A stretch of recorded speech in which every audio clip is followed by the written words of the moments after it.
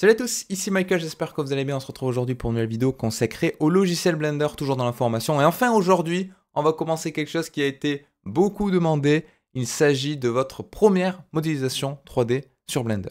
Donc c'est quelque chose de très basique, c'est quelque chose qu'on va définir de catégorie de Hard Surface. Donc ce sont des structures assez brutes, quelque chose qu'on pourrait industrialiser. On n'est pas sur des formes un petit peu plus complexes, avec des courbes, avec quelque chose d'organique. Là ce serait vraiment des stratégies de modélisation totalement différentes. Là, on va essayer de mettre en application tout ce qu'on a vu jusqu'à présent, à savoir des insertions de face, des extrusions, des positionnements. Il y aurait également 2-3 fonctionnalités que je n'ai pas pu présenter de manière autonome parce que ça n'avait pas vraiment d'intérêt. Donc le fait de s'appuyer sur une vraie modélisation 3D, ça va me permettre de vous montrer plusieurs fonctionnalités qu'on n'a pas pu voir encore jusqu'à présent. Mais normalement, vous ne serez pas perdu, c'est une modélisation qui est relativement simple. Alors ce que j'ai fait, c'est que moi j'ai déjà une scène 3D qui sera disponible sur Discord au téléchargement et j'ai également exporté une image, donc une sorte de rendu de ma viewport, sachant que c'est assez intéressant de se référer à ceci parce que ça va être la sorte de fil rouge de la formation où aujourd'hui on fait la modélisation. Demain, alors je dis demain, mais dans des prochaines vidéos, on fera les UV, ensuite les matériaux, ensuite le rendu, etc. etc. On va venir alimenter en rajoutant des petits objets sur la table pour avoir une petite scénette un petit peu plus complexe et voir différentes stratégies de modélisation. Donc ça peut être intéressant. Donc ce sera un petit peu l'objet fil rouge de la formation. Donc j'ai pas pris un truc trop simple, j'ai pas pris un truc non plus trop complexe. Donc normalement vous êtes censé pouvoir suivre sans trop de difficultés si vous êtes arrivé jusqu'ici dans la formation.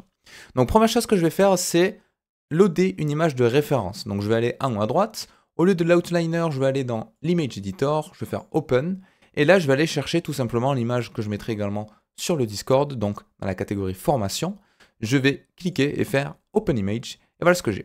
Donc j'ai fait exprès de vous faire un rendu viewport avec un effet wireframe, comme ça vous pouvez voir à peu près où sont les découpes, où sont les subdivisions, comment je me suis débrouillé pour faire les insertions et les extrusions, si jamais vous avez perdu un petit peu le fil dans la vidéo, ou tout simplement vous référez au fichier .blend également, qui sera disponible gratuitement, bien évidemment. Alors, première question à se poser quand on commence une modélisation 3D. Donc moi, vous voyez, je vais mettre l'image de référence en haut à droite. C'est ultra important de toujours avoir une référence pour ne pas se perdre, pour savoir où on va et pour s'y référer très facilement d'un seul coup d'œil. Alors, il y a des logiciels qui sont faits exprès, comme PureRef par exemple, qui permet vraiment d'avoir un overlay de manière dynamique sur vos logiciels et que la fenêtre soit toujours modale, c'est-à-dire toujours au-dessus des autres. Là, le fait d'avoir l'image editor en haut dans Blender, ça peut être intéressant. Mais si vous avez plusieurs coupes d'objets, donc vue de dessus, perspective, côté, etc., etc., ça peut vite devenir laborieux, donc il y a des logiciels spécialisés pour ça. Si vous voulez, je vous expliquerai un petit peu dans une autre vidéo comment ça fonctionne. Donc la première question à se poser quand on fait une modélisation, notamment si vous êtes débutant, et c'est là que peut un petit peu résider la difficulté, c'est de quelle primitive je dois partir pour modéliser l'objet en question. Donc si j'appuie sur Shift A, que je vais dans Mesh, vous voyez que là on a plein de primitives. On a des planes, des cubes, des cercles, des sphères, etc., etc. Là on a un objet relativement anguleux, donc on comprend bien que par exemple on ne va pas partir d'un torus. Le but c'est de partir de quelque chose le plus proche possible pour qu'on soit le plus efficace dans la modélisation. Et au final, le cube de base, il se présente plutôt bien. On pourrait bien faire l'armature qui est présente tout autour. Ces parties-là également, ça pourrait être un cube un petit peu étiré. Donc là, a priori, le cube de base, on est bon.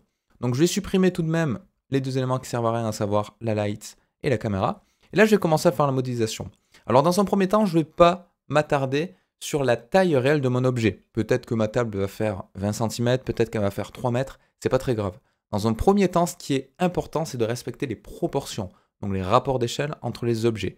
Si je vais dans ma scène Blender juste ici, vous remarquez que j'ai plusieurs objets. J'ai d'abord l'armature tout autour métallique, j'ai ceci qui sera un plateau de verre, et j'ai ces éléments-là qui sont des sortes de tiroirs présents au milieu et qui jouent le rôle également de plateau intermédiaire au milieu de ma table. Et j'ai une sorte de master qui permet, comme on a vu dans la vidéo précédente, de driver mon objet indépendamment sans sélectionner à chaque fois le groupe d'éléments qui le constituent. Donc on va voir tout ça aujourd'hui, ne vous inquiétez pas. Donc moi dans un premier temps, je vais faire l'armature, la sorte de cage présente tout autour de mon objet.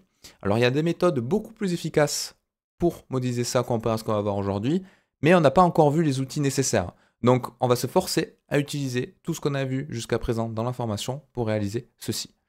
Donc la première chose que je vais faire, c'est avoir la taille globale du plateau du dessus. Donc je vais appuyer sur S pour faire un rescale en vue de dessus. Voilà, donc S, X pour déplacer uniquement mon rescale sur l'axe des X. Et avec CTRL, je vais pouvoir avoir quelque chose qui me permet de déplacer selon un pas. Et on va dire que là, j'ai quelque chose, allez, ici, qui correspond à peu près à ce que je veux.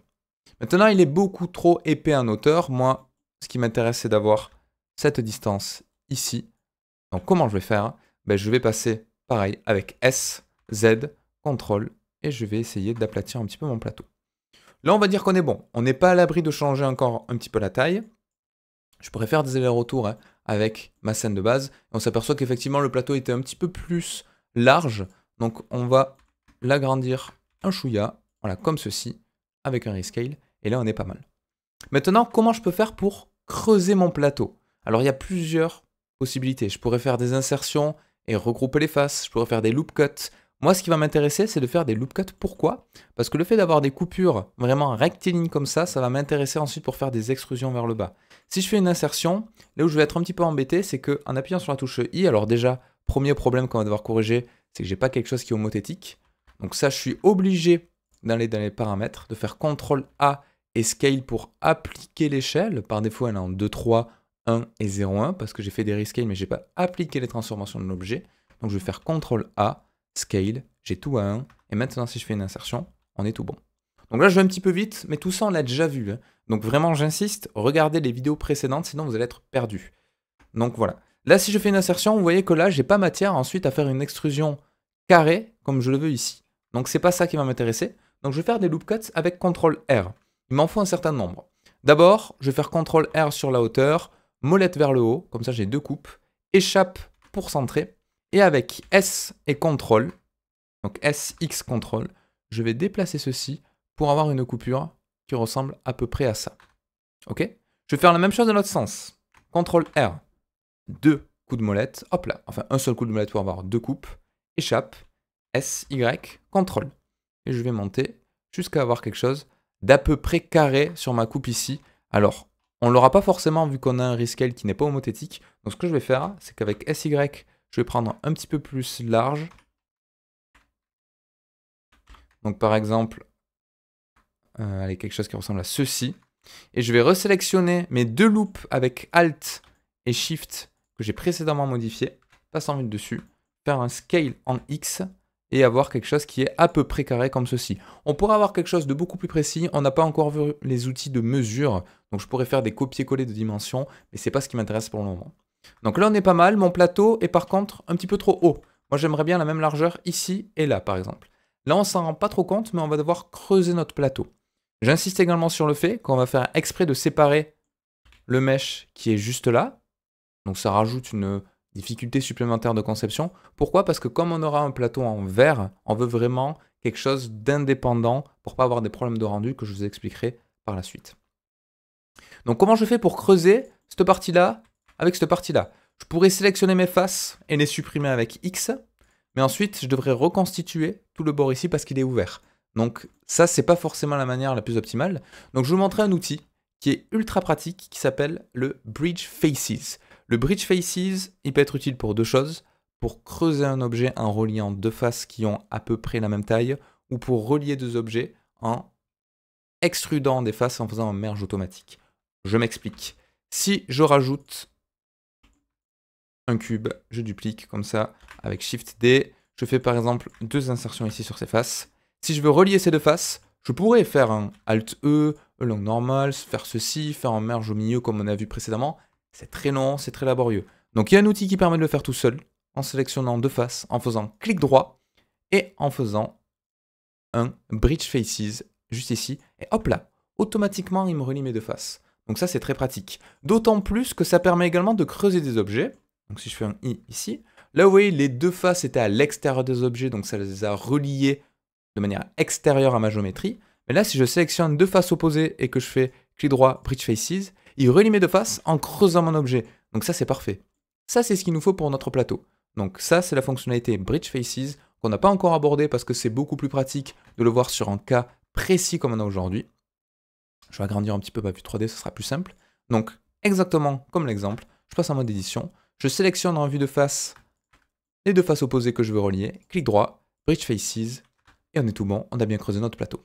Et là, on s'aperçoit qu'on a effectivement un problème d'échelle, donc un problème de proportion. Donc je vais faire un SZ pour avoir quelque chose d'un petit peu plus carré. Donc normalement, si je passe en vue de face et que je me mets en vue wireframe avec Z, je peux voir qu'on a quelque chose qui est à peu près carré, donc on est tout bon. Alors comme je disais tout à l'heure, hein, on pourrait faire quelque chose d'ultra précis. Là, c'est pas le but. Pourquoi? Parce que notre objet, on va pas le riguer, on va pas l'animer, donc on n'a pas nécessité d'avoir quelque chose qui est précis au millimètre près.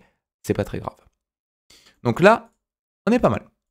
Donc une fois que j'ai ceci, je peux continuer à faire ma structure. Alors ma structure, j'ai plusieurs manières de le faire, mais j'aimerais bien du coup vous montrer une autre démonstration du Bridge Faces. Ce que je vais faire, c'est que je vais sélectionner ceci, et là on remarque qu'on a un petit décroché de largeur. On le verra mieux sur ma représentation 3D. Vous voyez là, mon extrusion n'est pas parfaitement alignée au bord, on a un petit décroché. Donc ça c'est parfait, on va devoir l'anticiper. Donc je vais passer en mode édition, je vais sélectionner mes 4 faces du dessous, avec Shift, et je vais appuyer sur I. I pour faire une insertion qui ressemble par exemple à ceci.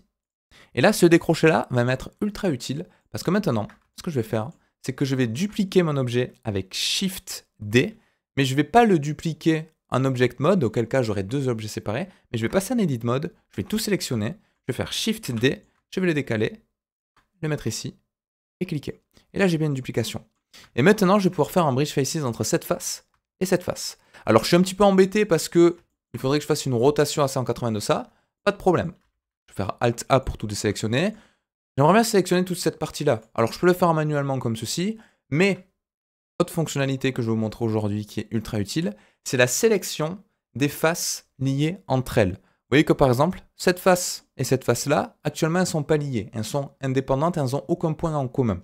On a un raccourci clavier qui permet au survol de sélectionner tout ce qui est lié entre eux. C'est la touche L. Donc L comme linked faces par exemple. Les faces liées entre elles. Donc si je survole la partie du bas et que j'appuie sur L, vous voyez que ça me sélectionne bien toute cette partie-là. Pas d'erreur possible, contrairement à ce qu'on aurait pu avoir si j'avais fait une sélection manuelle. Et là, je peux faire un R, X, 180, et ça va me retourner mon objet.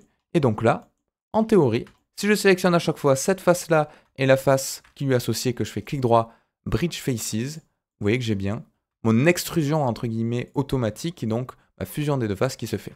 Alors l'inconvénient c'est que je suis obligé de les faire un par un parce que si je sélectionne tout Blender, il a parfois du mal à savoir quelle face doit être reliée avec laquelle, donc il pourrait me faire des petites erreurs, mais ça va quand même relativement vite. Ça va beaucoup plus vite de faire comme ça, plutôt que des extrusions pardon, à la main, avec ensuite un weld. Donc là, on est tout bon.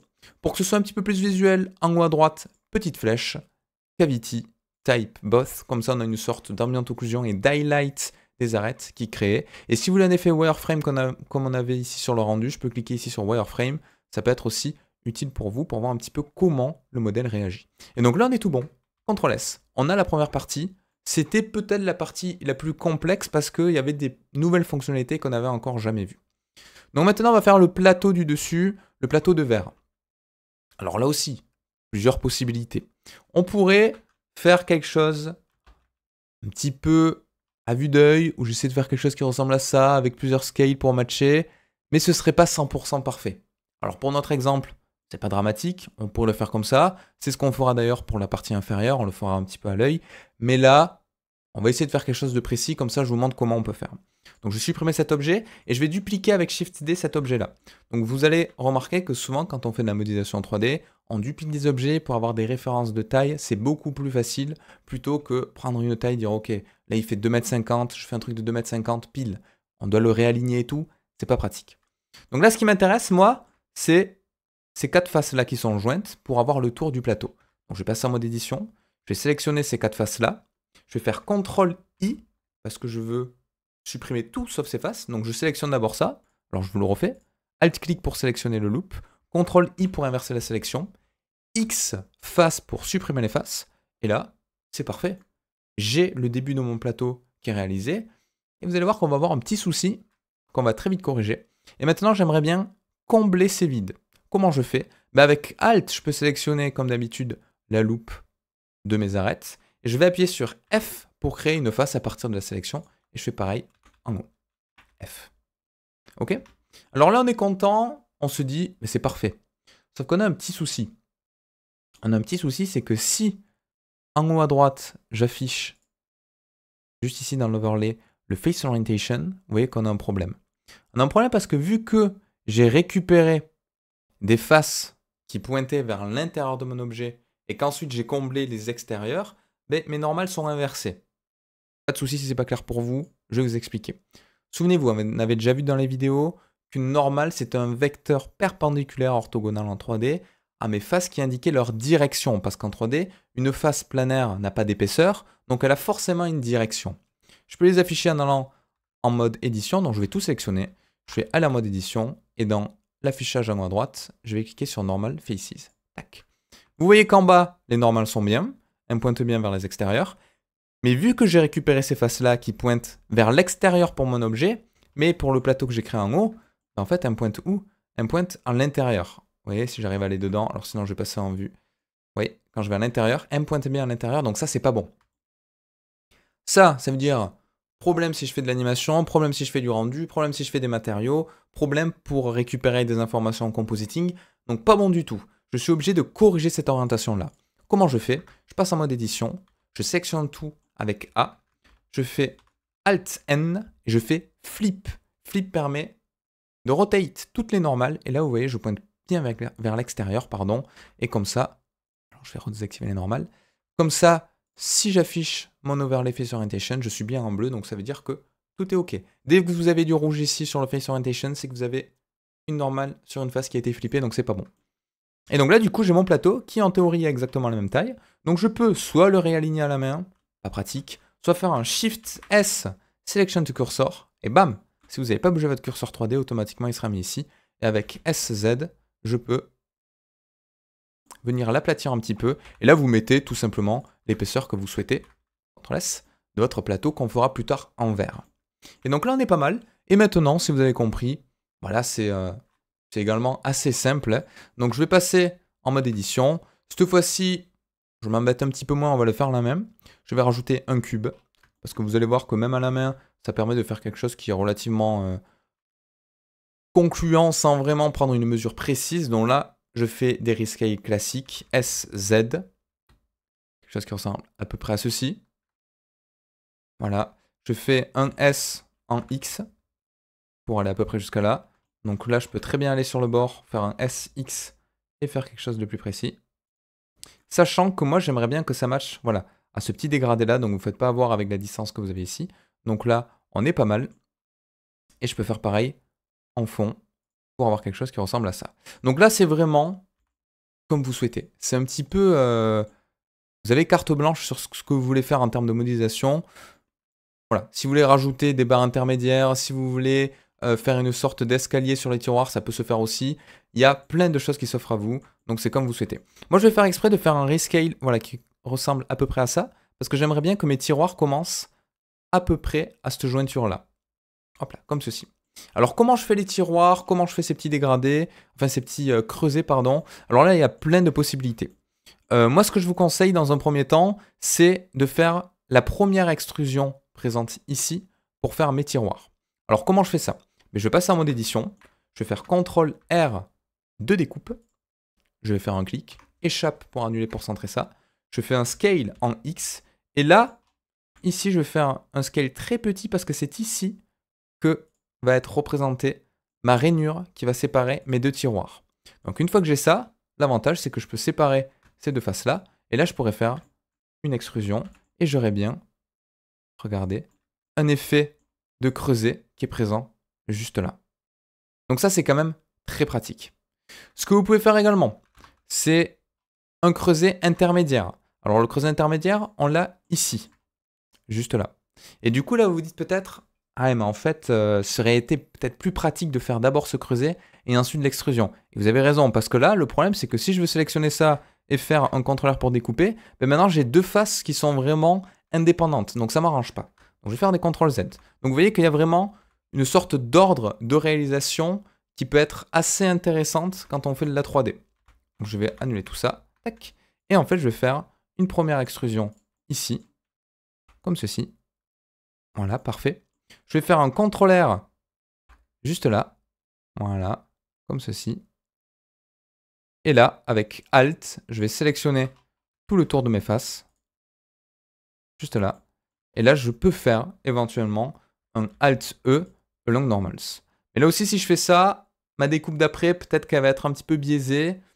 Donc il y a plusieurs possibilités. Moi, ce que je vous conseille, c'est d'abord pré-shot, un petit peu anticiper toutes les découpes et faire les extrusions après coup. Donc là, j'ai ma première rainure qui peut être éventuellement faite. J'ai suffisamment de topo pour la modélisation.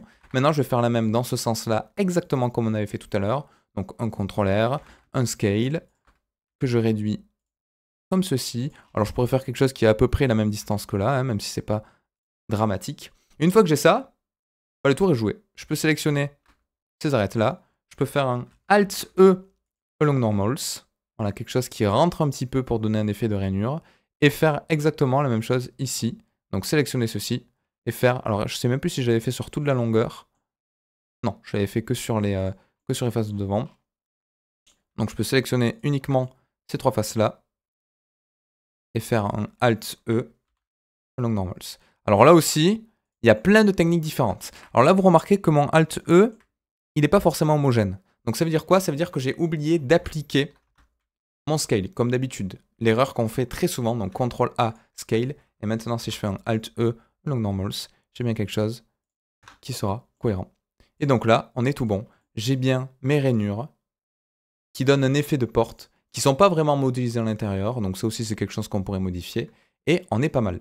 Et ensuite, j'avais fait 2-3 modifications supplémentaires, notamment sur le côté pour ajouter une sorte d'extrusion. Donc ça, c'est quelque chose qu'on peut faire aussi avec un CTRL-R, que je vais mettre par exemple ici. Et là, c'est un petit peu libre cours à votre imagination, hein. On pourrait imaginer une structure qui soutient un petit peu le plateau, quelque chose qui vient en extrusion un petit peu sur le bord. Donc là, je vais sélectionner ces deux faces-là et je vais faire une extrusion avec Alt-E along normals pour avoir quelque chose par exemple qui ressemble à ceci. Ça va rentrer un petit peu dans le mesh, c'est pas très grave, on peut imaginer que c'est une sorte de structure imbriquée dedans. Et donc voilà, on a notre modélisation qui est terminée. Donc on va dire que c'est quelque chose qui est perfectible en termes de process, si vraiment je veux quelque chose de précis, parce que là, vous voyez, il y a mes objets qui passent un petit peu à travers, mais c'est pas très grave. Si je veux quelque chose de beaucoup plus poussé, vous voyez, j'aurais pu faire quelque chose qui s'arrête vraiment juste là, avec vraiment des chevilles à l'intérieur et tout. Une erreur qu'on fait souvent aussi quand on commence la 3D, c'est qu'on a envie de tout modéliser. Là, on pourrait être tenté de faire une petite équerre ici pour savoir comment c'est soutenu, mettre des chevilles et des vis par endroit. On peut, hein, c'est quelque chose qu'on peut faire. Si c'est quelque chose très peu détaillé, on peut le faire en texture. Si c'est quelque chose qu'on ne filmera jamais, c'est un petit peu perte de temps de le faire, mais c'est comme vous voulez, ça peut vous permettre de vous entraîner. Donc, si vous voulez vous entraîner, vous pouvez pousser les détails. Nous, sachez qu'on va partir sur cette base-là. Donc, si vous faites des choses supplémentaires, vous faudra ajuster un petit peu les vidéos pour que ça matche. Donc maintenant, chose importante, j'ai tout ça, mais j'aimerais bien un master qui permet de déplacer mon objet, éventuellement. Donc comment je fais? Ben, première chose à faire, c'est faire en sorte que le bas de mon objet se situe bien en 0. Donc je vais tout sélectionner, je vais déplacer ça avec G et CTRL, et essayer d'avoir quelque chose de le plus précis possible. Donc là aussi, on a des outils de snapping qui permettent d'avoir quelque chose qui est vraiment en 0. L'astuce que je vous donne, c'est de l'aligner vraiment au millimètre près, donc là c'est le cas. Et si on veut vraiment quelque chose de précis, je passe en mode édition, en mode wireframe, sélection de points, je sélectionne tous les points du bas, et en haut à droite, dans le transform global, le Z, je me mets en 0, entrée, et là je suis sûr d'avoir quelque chose qui touche le sol à 100%.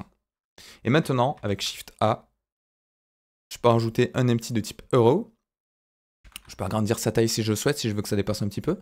CTRL A, Scale, c'est très important, je vais tout sélectionner, sélectionner en dernier mon empty, CTRL P, Object, et maintenant le tour est joué, j'ai bien un groupe qui me permet de déplacer ma table, qui me permet de la rescale si jamais l'échelle est pas bonne, je peux faire des rotations, je peux faire ce que je veux, et le tour est joué, on a quelque chose qui est exploitable. Parce que là, si je sélectionne par exemple mon plateau, on a un plateau qui a une largeur de 4 mètres, c'est un petit peu beaucoup, donc on va le diviser par exemple par 2, donc je vais faire un scale de 0,5, contre la scale, maintenant mon plateau fait 2 mètres et quelques, ça me paraît cohérent, c'est peut-être encore un petit peu grand, 0,7 contre la scale. Là, on a un plateau qui fait 1m60. On va dire que c'est correct pour une table basse. Et là, on a notre objet qui est terminé en termes de modélisation. Donc, il y a plein de choses qu'on aurait pu faire beaucoup plus rapidement en utilisant des fonctionnalités qu'on n'a pas encore vues jusqu'à présent, en utilisant ce qu'on appelle des modifiers.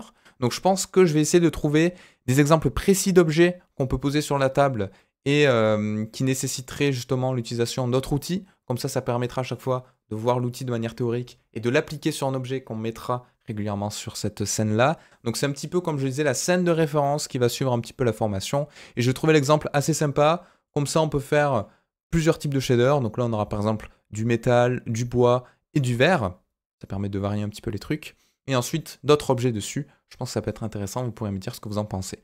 Donc, quoi qu'il en soit, que ce soit l'image de référence en haut à droite ou le point blend sera présent sur Discord. Je mettrai vraiment un salon dédié à la formation. Donc n'hésitez pas si vous avez... Alors il y a déjà un salon d'ailleurs qui s'appelle ressources gratuites, je pense que je le mettrai dedans. Ou dans un channel formation, mais bon, vous inquiétez pas, je mettrai ça dans la description. Donc n'hésitez pas de joindre le Discord si jamais vous voulez télécharger les fichiers.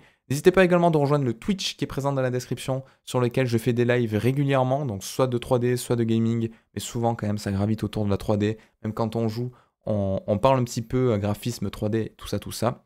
Donc n'hésitez pas à venir faire un petit coucou. Et vu que c'est du direct live, bah, c'est beaucoup plus pratique d'interagir que par commentaire interposé. J'espère que cette reprise vous aura plu. Je suis désolé, il n'y a pas eu de vidéo pendant quelques temps parce que j'ai eu le Covid. Là, j'ai énormément envie de tousser. Je fais un travail psychologique pour pas tousser, pour pas recommencer 10 fois la vidéo parce que ça fait déjà pas mal de fois que je fais des prises. Donc voilà, c'est la reprise des vidéos. Et je vous dis à très très vite pour la suite de la formation. Ciao tout le monde, à plus.